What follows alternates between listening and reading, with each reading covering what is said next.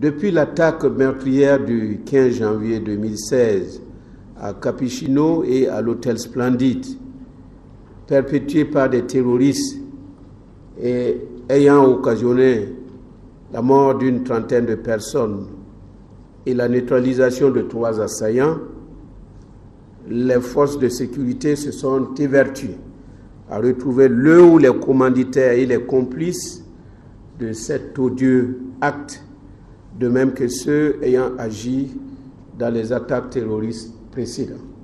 Des actions de recherche, d'investigation, de suivi ont été engagées et menées, et cela simultanément par les services de renseignement, la police judiciaire, les unités d'intervention, et tout cela en collaboration avec les citoyens et les services étrangers, voisins et amis.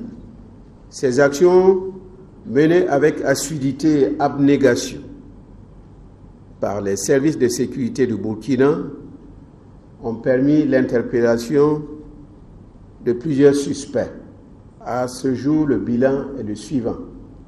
49 interpellations de personnes de plusieurs suspects de nationalités diverses, dont 3 femmes. Après donc des investigations poussées, 39 personnes ont été relaxées pour insuffisance de preuves et 10 personnes ont été retenues, dont 3 présentent un intérêt particulier pour les enquêtes de Capuchino, de Grand Bassam, de même que pour les attaques de Oursi en août 2015. À ce jour, 6 individus en lien avec l'attaque de Ouagadougou, dont les noms sont connus des services de sécurité, sont encore activement recherchés. Et pour ce faire, la contribution des pays voisins et d'Afrique du Nord a été fortement requise pour la circonstance.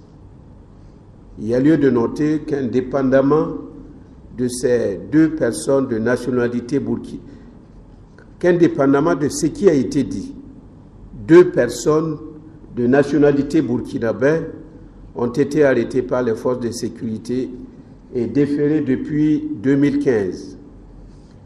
Et ces personnes sont des jeunes qui ont été fortement endoctrinés et radicalisés et sont membres d'un groupe de terroristes dont l'objectif était d'installer un Katiba au Burkina Faso, c'est-à-dire un groupe de djihadistes.